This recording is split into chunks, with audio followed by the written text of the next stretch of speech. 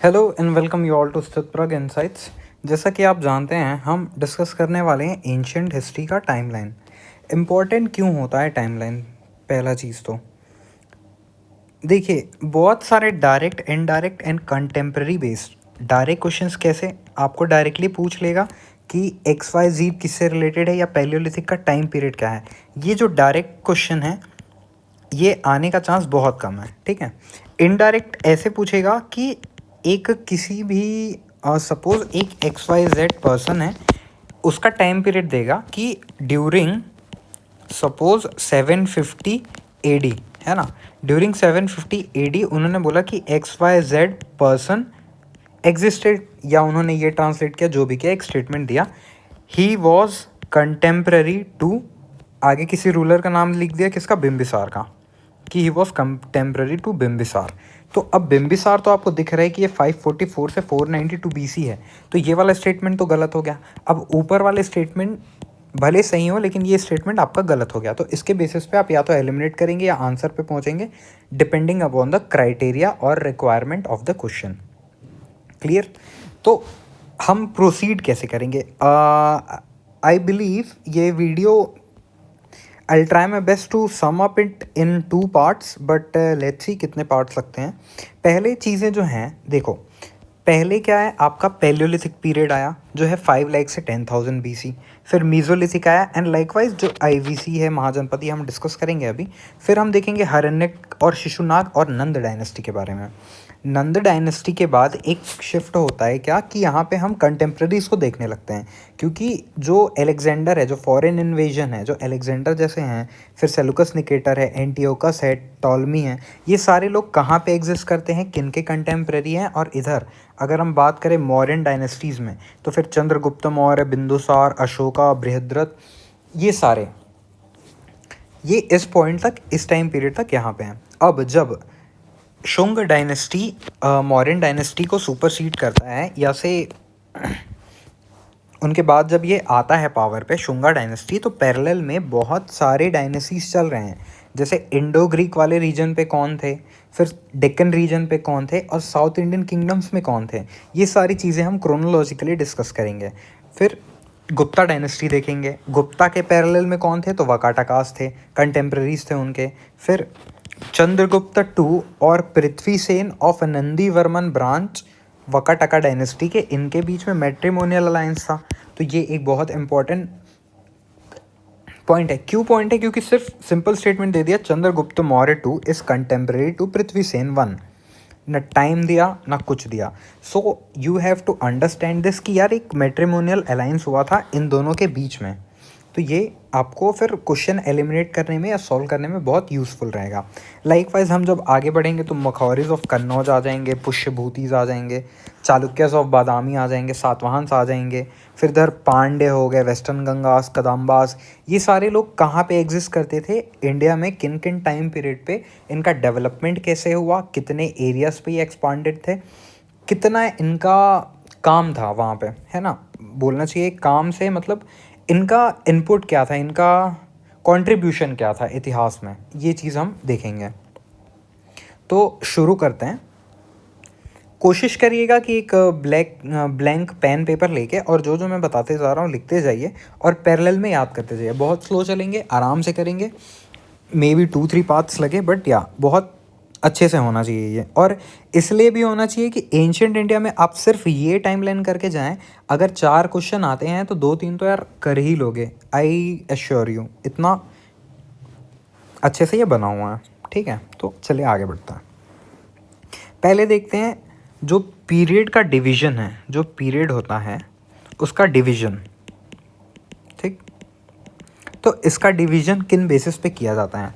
तो पहला होता है pre historic, proto historic and historic, sorry, pre historic, proto historic and historic.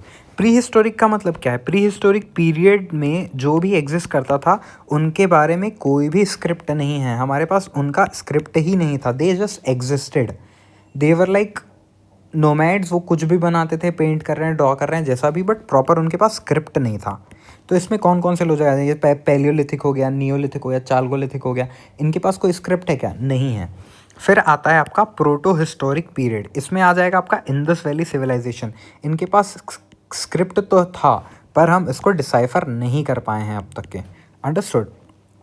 Likewise जब हम हिस्टोरिक पीरियड या हिस्ट्री के बारे में बात करें तो हिस्ट्री भी है और डिसाइफर भी हो चुका है। एक चीज़ और आपको आगे ध्यान देनी होगी कि जो मोस्ट अबंडेंटली यूज्ड मटेरियल था उसके नाम पे एज का नाम दे दिया जाता था। जैसे स्टोन एज हो गया, चाल्कोलिथिक हो गया, आयरन एज हो गया, ब्रॉन्ज एज हो गया। तो ये हम बोल रहे हैं, इसका मतलब क्या है कि उस टाइम पीरियड पे सबसे प्रोमिनेंट जो एलिमेंट था, जो मटेरियल यूज़ किया जाता था वो क्या था? ब्रॉन्ज था, टिन था, आयरन था। लाइकवाइज जैसा नाम जैसा भेष वैसा वैसा देश बोलते हैं, तो वैसा ही जैसा नाम है वैसा फीचर था वहाँ का, वैसा एलिमेंट वो एबंडेंटली यूज़ करते थे। ओके, चलिए, वेरी गुड। अब 3 पीरियड्स हैं। पहला है आपका पैलियोलिथिक, ओके, दूसरा है आपका मीज़ोलिथिक एंड तीसरा है आपका नियोलिथिक। बहुत आराम से जाएंगे, धीरे धीरे जाएंगे, कोई जल्दी नहीं है। तो पैलियोलिथिक जो है ये होगा 5 लाख से 10,000 BC तक का। 5 लाख से 10,000 BC। BC मतलब सिंपल भाषा में बिफोर क्राइस्ट, ठीक है। ये एक चीज़ देख लीजिए पहले, जो है कि अगर यहाँ पे हम 0 लेते हैं तो इसके आगे हम AD एनो डोमिनो और इधर BC लेते हैं। तो अब इसको याद कैसे करें, है ना। तो सपोज कीजिए कि जीसस को जब क्रूसीफाई किया गया था, ठीक है, यहाँ पे आप मान लीजिए जीसस हैं, तो उस पीरियड को हम एज अ 0 डिनोट करते हैं। उसके पहले का पीरियड जो है वो BC, ठीक, बिफोर क्राइस्ट, और ये हो गया AD आफ्टर डेथ। अब इसका एक्चुअल फुल फॉर्म क्या है, इसको क्यों बोलते हैं, इसको बिफोर कॉमन एरा भी बोलते हैं, फिर इसको कॉमन एरा भी बोलते हैं, तो ये सारी चीज़ें। बट सिंपल BC मतलब 0 से पहले, AD मतलब आफ्टर डेथ बोल लो, या जैसे भी आपको याद रखना है, it is up to you. Okay, great. Now 3 period है, पैलियोलिथिक, मीज़ोलिथिक, नियोलिथिक। पैलियो में क्या समझ में आ रहा है? पैलियो मतलब पत्थर, ठीक है, रॉक्स। तो ये है 5 लाख से 10,000 BC। 1 0 कम है क्या? फिर ये हो जाएगा 10,000 से 7,500, और ये हो जाएगा 7,500 से 4,500। अभी सब BC में चलेगा तो हम टाइम पीरियड BC उतना ध्यान नहीं देंगे, बट 3 चीज़ें याद कीजिए। पहला क्या? 5 लाख से 10K से 7,500, 7,500 से 4,500।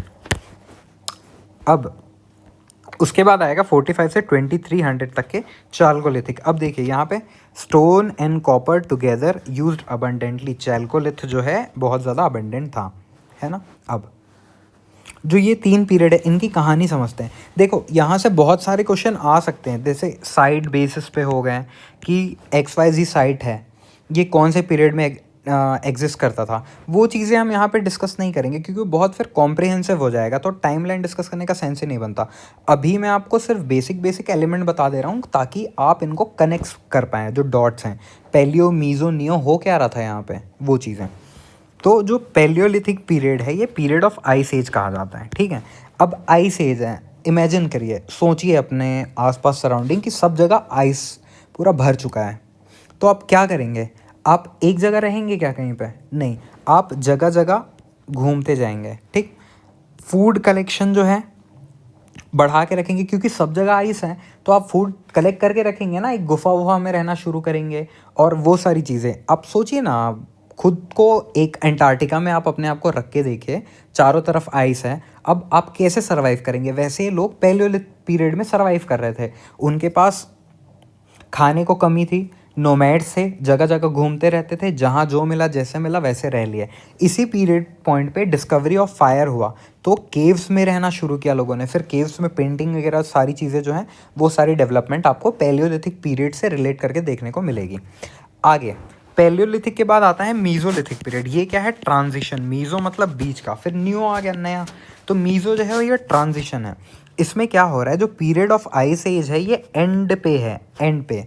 तो अब क्या होगा? अब सब देखो, एंटार्कटिका में आप थे, आपके चारों तरफ आइस थी, अब सोचो एंटार्क्टिका की आइस खत्म होने लगी है, पेड़ पौधे उगने लगे हैं, तो आप अब बाहर घूमोगे, निकलोगे, लोगों से मिलोगे, तो ग्रुप बनाओगे वहाँ पे, सॉरी, तो आप वहाँ पे ग्रुप बनाएंगे, है ना। Animal started to live along humans. पहले जो एनिमल्स बहुत ह्यूमंगस हो रहे थे, जो इधर उधर भाग रहे थे, क्योंकि यार आइस है तो वो भी तो अपने शेल्टर पे रहेंगे ना, तो उतना इंटरेक्शन पॉसिबल नहीं था। But now now they are very much available everywhere. So आप उनको हंट कर रहे हैं, आप उनको डोमेस्टिकेट कर रहे हैं, वैसी सारी चीज़ें। और शेल्टर्स तो पहले भी थे और शेल्टर्स तो बढ़ेंगे ऑब्वियसली। अब को लोगों को इधर उधर भागना नहीं है, तो वो घर बनाएगा ना अपना, समझ रहे हो, तो वैसा। फिर नियोलिथिक पीरियड में एग्रीकल्चर का शुरुआत हो गया।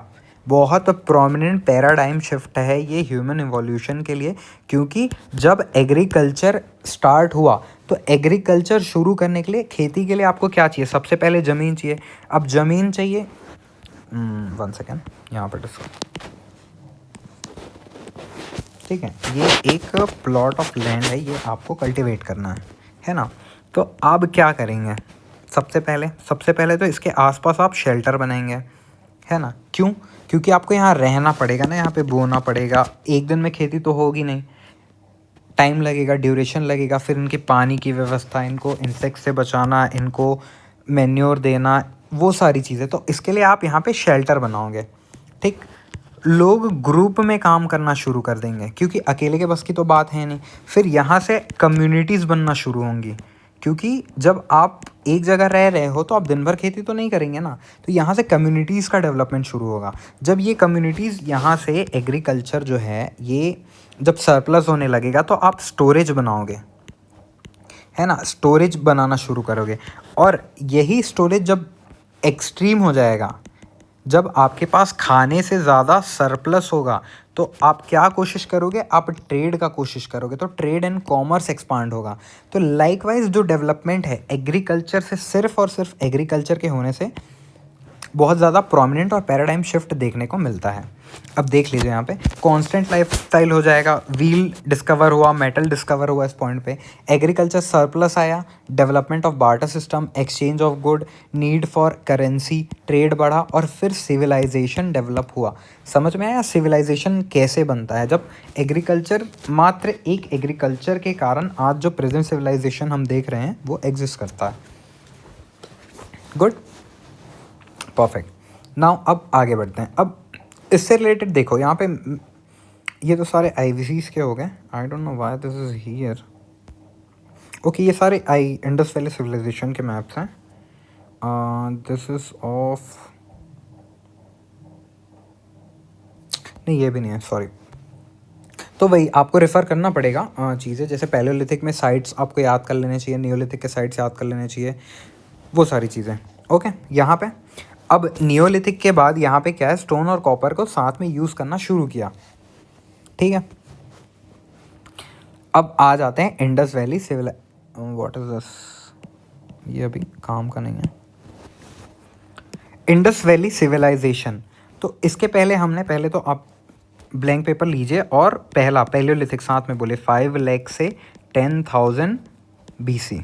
फिर मीज़ोलिथिक 10,000 से 7,500 BC।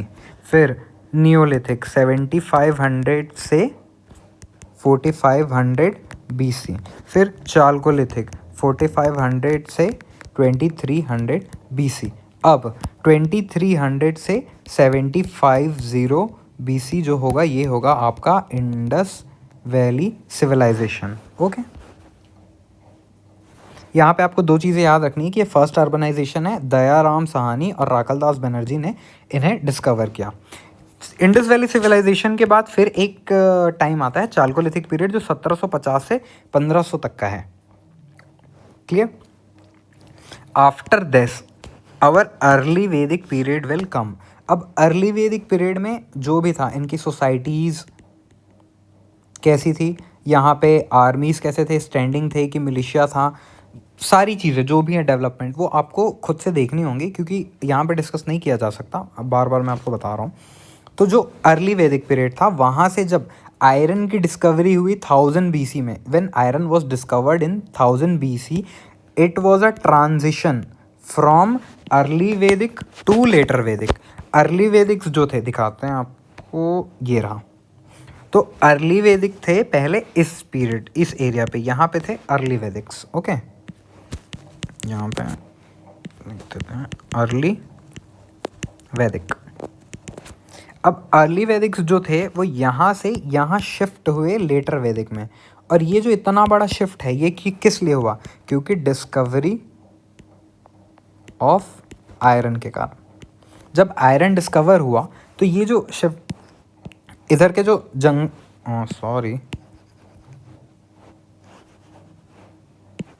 इधर जंगल थे, बहुत घने जंगल थे, दोआब है ना ये, तो यहाँ पे बहुत जंगल थे। तो इनको क्लियर करने के लिए हमको प्रॉपर टूल्स चाहिए। वो टूल कब बनना शुरू हुआ? जब आयरन का डिस्कवरी हुआ, तो वहाँ से ये शुरू होता है लेटर वैदिक। फिर उसके बाद फिर जनपद आते हैं आपके पिक्चर में। तो जन क्या होता है? एक बहुत छोटा यूनिट। बहुत सारे जन मिल जाए तो जनपद, और बहुत सारे जनपद मिल जाए तो महाजनपद का निर्माण होता है। Currency develop, script develop. Mahajanapada 16 in number थे, बैटल हुआ डोमिनेशन के लिए। मगध विक्टोरियस एमर्ज हुआ, क्यों? क्योंकि वेल फोर्टिफाइड था, एलिफेंट एंड हॉर्सेस थे यहाँ पे। और यहीं पे सेकंड अर्बनाइजेशन हमको देखने को मिलता है। पहला अर्बनाइजेशन कहाँ मिला? दिमाग में सोचिए, कमेंट में टाइप कीजिए और बताइए हमको। Okay, till here everything should be clear. एक बार ब्लैंक पेपर लेंगे वापस से, है ना, और टाइमलाइन फिर से लिखेंगे। क्या? पैलियोलिथिक 5 लाख से 10, फिर मीज़ोलिथिक, सॉरी दिख रहा है, पैलियोलिथिक 5 लाख से 10,000 BC, Mesolithic Mesolithic Mesolithic Mesolithic 10,000 to 7,500 BC, फिर Neolithic 75 to 45, Chalcolithic 45 to 23। Chalcolithic के बाद क्या आएगा? इंडस वैली सिविलाइजेशन कोड 2300 to 1750। फिर आईवीसी के बाद फिर से चालकोलिथिक आएगा 1750 से 1500। देन फ्रॉम 1500 to 1000 जो आपका अर्ली वैदिक हो जाएगा, और फिर 1000 से 600 आपका लेटर वैदिक हो जाएगा। यहाँ तक के क्लियर है? ये चीज़ आपको जब तक याद नहीं होगा आप वीडियो में आगे नहीं बढ़ेंगे। आप ब्लैंक पेपर लीजिए, बार बार उसको लिखिए, जो नहीं याद आ रहा है लिखते जाइए, हो जाएगा, ट्रस्ट में हो जाएगा। तो अब यहाँ पे आप पॉज कर लीजिए और उसको पहले प्रैक्टिस कीजिए, जब तक नहीं आता आगे मत बढ़िए, क्योंकि एग्ज़ाम के दिन यार याद नहीं आएगा, इतना सब पढ़ोगे क्या मतलब फिर, है ना। तो आगे बढ़ते हैं। अब इसके आगे बढ़ने से पहले एक चीज़ देख लेते हैं। सबसे पहले आया हरण्यक डायनेस्टी।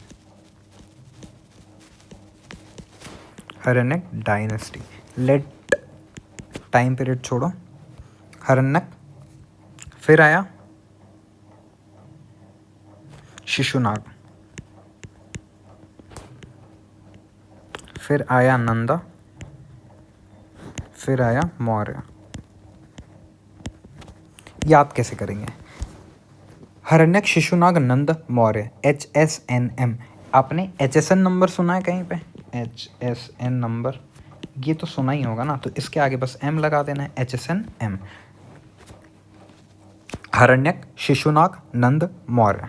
अब इसके आगे हरण्यक डायनेस्टी में आपको याद रखना है BAU, बाउ, SK, GP, चंद्र बिंदु मौर्य। हो जाएगा, थोड़ा टाइम दीजिए, हो जाएगा, मैं करवा रहा हूँ। तो पहला है हरण्यक डायनेस्टी में बाउ, बिंबिसार, अजातशत्रु, उदयन, बाउ। फिर SK, शिशुनाग, कालाशोक, घनानंद, पद्मानंद, चंद्रगुप्त मौर्य, बिंदुसार, सॉरी चंद्रबिंदु अशोक होगा, ये माय मिस्टेक, अशोक, बिंदुसार, अशोक। तो सिंपल, हरण्यक डायनेस्टी में कौन है? बाउ, BAU, बिंबिसार, अजातशत्रु, उदयन। शिशुनाग में कौन है? SK, Shishunaga, Kalashoka, simple. फिर नंद डायनेस्टी आएगा, घनानंद, पद्मानंद। फिर मौर्य में आएगा चंद्रगुप्त मौर्य, बिंदुसार और अशोक। ये क्लियर है? गुड। अब देखते हैं इसको। सॉरी, मैंने आपको घनानंद पद्मानंद बता दिया क्या? यहाँ पे ये हमने जीपी पढ़ा ना, सॉरी ये एमडी है, माय मिस्टेक, एमडी होगा ये। तो Nanda dynasty is MD and then Chandrabindu Ashoka. तो फिर से रिकॉल कीजिए। हरण्यक डायनेस्टी बाऊ, बिंबिसार, अजातशत्रु, उदयन। फिर आ जाएगा आपका नेक्स्ट शिशुनाग, तो शिशुनाग कालाशोक। फिर आ जाएगा आपका नंद, तो महापद्मानंद, धनानंद, एमडी। फिर Mauryan dynasty Chandrabindu Ashoka, Chandrabindu Ashoka. Clear? Good. अब देखें, जो हरण्यक डायनेस्टी है वो है, यहाँ पे आपको 3 नंबर याद रखने हैं। कौन कौन से? जैसे गाड़ी नंबर याद रखते हो ना, CG041234 वैसा, तो आपको याद रखना है 4413। ओके, 1345 4521 2185। ये याद करने में मुश्किल है क्या? 4413 जो हिंदी में 4413 1345 4521 2185। सिंपल है, याद कीजिए। अब बोलिए हरण्यक 4413, हरण्यक 4413, बोलते रहिए हरण्यक 4413 4413। फिर शिशुनाग 1345 1345, शिशुनाग 1345, शिशुनाग 1345। फिर जो नंद है, नंद 4521, नंद 4521। तो हरण्यक क्या था? 4413, हरण्यक 4413, नंद 4521, हरण्यक 4413, नंदा 4521, शिशुनाग 1321, सॉरी 1345। ऐसे करके आपको याद करना है इसको। अभी याद कर लोगे ना, इजी हो जाएगा। फिर जो कौन था? मौर्य 2185। अब ये क्यों? आपको समझ तो आ ही गया होगा। देखिए, आप अगर ये 544 से 413, 413 से 345 ये याद करने जाएंगे, बहुत टाइम लग जाएगा, याद होना भी नहीं है। और दिक्कत ये होगा ना कि एग्ज़ाम में आपको ये तो गिवन है ना, आपको अगर 4413 दिया, क्लिक किया, नहीं गलत करोगे यार। ज़रूरी है कि 544 413 यही देगा तभी आप सही करोगे, नहीं तो नहीं। ऐसा नहीं होता है। आप इतना इंटेलिजेंस तो रखते हैं कि आप वहाँ पे जाके आप सही कर लेंगे। तो हरण्यक में आपको याद रखना है 4413, शिशुनाग में 1345 और नंदा में 4521। अब देखते हैं हरण्यक डायनेस्टी के रूलर्स कौन थे। तो हमने तो देख लिया है बी, ए और यू, बिंबिसार, अजातशत्रु, उदयन। अब इनके 2-3 डिटेल्स हैं, धीरे धीरे करके आपको याद कर लेना है। क्या? Shifted capital to Rajgriha, contemporary of Buddha and Mahavira, religion Buddhism and Jainism. क्या क्या बिंबिसार में? अब देखो, मैं बार बार रिपीट इसलिए कर रहा हूँ क्योंकि आपको ऐसे ही पढ़ना है, तभी याद होगा, वरना नहीं याद होगा। तो आप फिर से जाइए वापस। हमने क्या पढ़ा? हरण्यक, हरण्यक में बिंबिसार, अजातशत्रु, उदयन, बाऊ। अब बिंबिसार में हम क्या पढ़ रहे हैं कि भैया बिंबिसार ने तो कैपिटल को राजगृह में भेज दिया था। बुद्धिज़्म जैनिज़्म इसी के टाइम पे थे, कंटेम्प्रेरी थे बुद्ध और महावीर इसके, और रिलीजन बुद्धिज़्म जैनिज़्म था क्योंकि कंटेम्प्रेरी थे। अजातशत्रु के बारे में, तो अजातशत्रु तो प्योर बुद्धिस्ट था, उसने राजगृह में काउंसिल करवाया है, पहला बुद्धिस्ट, बी ए। फिर उदयन लास्ट, तो उदयन जो है पाटलिपुत्र अपना कैपिटल शिफ्ट किया। कोई डिफ़िकल्टी यहाँ तक? सिंपल है, बहुत सिंपल है। आप एक ब्लैंक पेपर, मैं तो वही बोल रहा हूँ, रखिए ही अपने साथ, और रफ के लिए रखिए, नहीं नोट्स बनाना है, ये सब नहीं। बी ए यू, बिंबिसार के बारे में हमने 2 चीज़ें पढ़ी। क्या? पहले तो ये शिफ्टेड कैपिटल टू राजगृह है ना, इन्हें। फिर बुद्धिज़्म एंड जैनिज़्म। फिर इन्होंने क्या? फर्स्ट बुद्धिस्ट काउंसिल कहाँ करवाया था? कमेंट कीजिए। और इनके बारे में क्या? इन्होंने shifted capital to Pataliputra. Difficult है? नहीं है, सिंपल। अब फिर आपको यहाँ पे पॉज करना है, 4 बार लिखना है, उसके बाद आगे बढ़ेंगे। मैं आपको करवा सकता हूँ बट फिर वही वीडियो का ड्यूरेशन लंबा हो जाएगा, रिपीटेड चीज़ बार बार। तो पॉज कीजिए, 3-4 बार लिखिए, देखिए आ रहा है कि नहीं, फिर आगे बढ़िए। ओके। और फिर built fort on Pataliputra, simple. कौन बनवाएगा? वही बनवाएगा। आगे बढ़ते हैं। Shishunaga dynasty. Shifted capital to Vaishali, made Avanti part of Magadha. Okay, यहाँ महानंदन भी है, हमने इसको नहीं डाला था क्योंकि महानंदन एक्चुअल में क्या है कि ये इसका जो इलेजिमेट सन था महापद्मानंद, वो महानंदन को मार के नंदा डायनेस्टी इस्टेब्लिश कर लिया। तो इनके जो इनको मानते हैं कि ये नंदा डायनेस्टी में ही है, बट ओके, या महानंदन आपको अगर नाम दिखे तो यू कैन, बाकी उतना इम्पोर्टेंट है नहीं वो। आता है शिशुनाग। शिशुनाग ने क्या किया, कैपिटल को शिफ्ट किया वैशाली में, अवंती को पार्ट बनाया मगध का। और कालाशोक ने क्या किया, second Buddhist council at Vaishali. देखो वहाँ पे पहले वाले ने राजगीर में शिफ्ट किया कैपिटल, सेकंड वाले ने उस पर पहला बुद्धिस्ट काउंसिल करवा दिया। इन्होंने वैशाली पे शिफ्ट किया, अगले वाले ने फिर यहाँ पे बुद्धिस्ट काउंसिल करवा दिया। सिंपल है ना, याद हो जाता है चीज़ें, बस कनेक्टिविटी आपको देखने आनी चाहिए। सो क्लियर है यहाँ तक के? ओके, फिर से भाई हरण्यक में हमने BAU पढ़ा। तो बिंबिसार ने क्या किया था, राजगृह में कैपिटल शिफ्ट करवाया था, और बुद्धिज़्म एंड जैनिज़्म इनके टाइम पे थे। अजात शत्रु ने क्या किया, इन्होंने भैया बुद्धिस्ट का पहला काउंसिल ही करवा दिया वहाँ पे। और फिर उदयान ने क्या किया, उदयान ने वापस से पाटलिपुत्र कैपिटल को शिफ्ट कर दिया।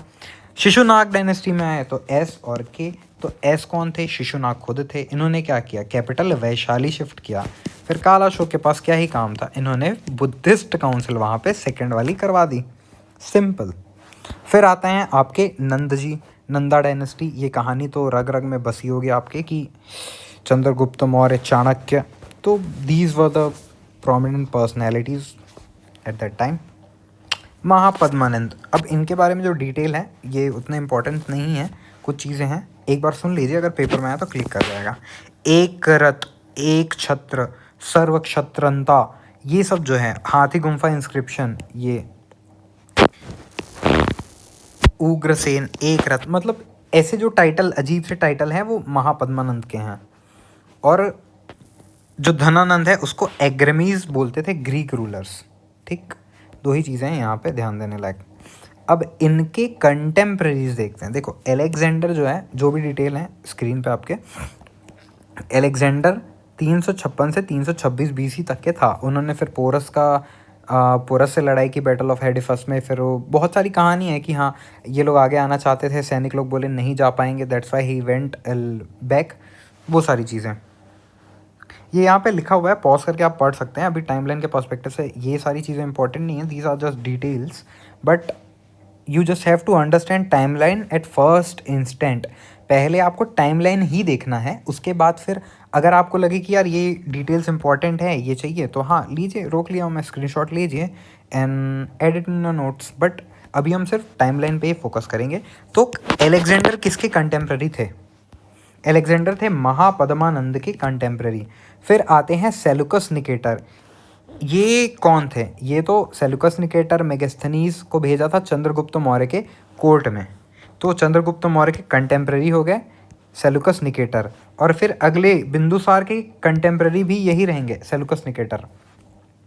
बिंदुसार के कंटेम्प्रेरी हो जाएंगे एंटियोकस और टॉलमी वन, और एंटियोकस 2 जो है वो कंटेम्प्रेरी हो जाएंगे अशोका के। तो सिंपल, चंद्रगुप्त मौर्य के टाइम कौन था, सेलुलस निकेटर। बिंदुसार के में सेलुलस निकेटर भी था, फिर टॉलमी 1 हो गया, और and who was the second guy यार, sorry, Antiochus, my bad, Antiochus भी था। फिर जो अशोका है, इनके टाइम पे टॉलमी 2 इनके कंटेम्प्रेरी थे। 3 लोगों का नाम याद रखना है, 3 लोगों का इधर नाम याद रखना है। चंद्र बिंदु अशोक ये हमने याद रख लिया था। लास्ट रूलर है बृहद्रथ। इनके बारे में ज़्यादा कुछ नहीं जानना है। सेलुकस निकेटर जो है एम्बेसडर ऑफ अलेक्जेंडर थे, इन्होंने मेगास्थनीज को चंद्रगुप्त मौर्य के कोर्ट में भेजा था। तो मेगास्थनीज किनके कंटेम्प्रेरी हैं, ये मौर्य के कंटेम्प्रेरी हैं। Okay, sent Deimachus to Bindusara court. Deimachus जो आए थे वो बिंदुसार के कोर्ट में आए थे। सॉरी फॉर प्रोनाउंसिएशन, डायनीसियस, ओके, डायनीसियस को इंडिया भेजा था इन्होंने। बाकी ये सारी डिटेल्स हैं, आप अगर देखना चाहें तो देख सकते हैं। ओके, अब मौर्यन डायनेस्टी में आते हैं। हमने देखा धनानंद के बाद मौर्यन डायनेस्टी एस्टेब्लिश हुआ। अब preceded by Mahajanapadas, Nanda empire, Seleucid empire, Kalinga side में भी थे कुछ कुछ इन्होंने, succeeded by Shunga, Satavahana, and फिर ये जो आगे है ये हम देखेंगे। अभी इम्पॉर्टेंट क्या है, इम्पॉर्टेंट है चंद्र, बिंदु, अशोक और फिर लास्ट में बृहद्रथ। ठीक है। चंद्रगुप्त मौर्य को सेंड्रोकोटस बोला जाता था ग्रीक स्कॉलर के द्वारा। इन्होंने सुसाइड तो नहीं बोलना चाहिए, adopted and committed Sallekhana fast to death. ये बहुत स्ट्रॉन्ग रूलर थे, अच्छे एडमिनिस्ट्रेटिव रिफॉर्म थे, मिलिट्री कंक्वेस्ट थे, ओवरथ्रू किया था इन्होंने नंदा डायनेस्टी को और फाउंडेशन ले किया था इंडियन में एक बहुत बड़े एम्पायर के लिए बोलना चाहिए। फिर बिंदुसार आए, उन्होंने एक्सपेंशन कंटिन्यू किया। अशोका द ग्रेट के बारे में तो फिर आप जानते ही हैं। तो जो बिंदुसार है उनको एमरचेट्स बोलते थे, अमरचेट्स, concord land between two seas. Okay, और इन्होंने आजीविका सेक को ज्वाइन किया था। फिर अशोका आए, viceroy of Takshashila and Ujjain थे before his reign. Third Buddhist council उन्होंने पाटलिपुत्र में करवाया। बृहद्रथ आए, ये अपने जो ब्राह्मण कमांडर है पुष्यमित्र शुंग, उनके द्वारा इनकी हत्या कर दी जाती है। तो यहाँ पे ओके, सो अभी हम यहीं पे क्लोज करेंगे बिकॉज लंबा हो जाएगा, नहीं तो आगे फिर नेक्स्ट वीडियो पे डिस्कस करते हैं। बट यहाँ बिफोर गोइंग आप एक बार पेन लीजिए और मेरे साथ बोलिए, पैलियोलिथिक 5 लाख से 10 के, मीजोलिथिक 10,000 से 7,500, नियोलिथिक 7,500 से 4,500, फिर चालकोलिथिक 4,500 से 2,300। 2,300 से अगर 1750 देखें तो कौन सा एज होगा, इंडस वैली सिविलाइजेशन हो जाएगा। इंडस वैली सिविलाइजेशन के फिर छोटा ड्यूरेशन में आता है 1750 से 1500 तक का जो आता है वो आता है चालकोलिथिक पीरियड। फिर 1500 से 1000 BC तक अर्ली वैदिक, 1000 से 600 तक लेटर वैदिक और 600 ऑनवर्ड्स जो है आपका महाजनपद शुरू हो जाएगा। फिर जब हम नीचे आएंगे तो हमने गाड़ी नंबर याद की था 4413,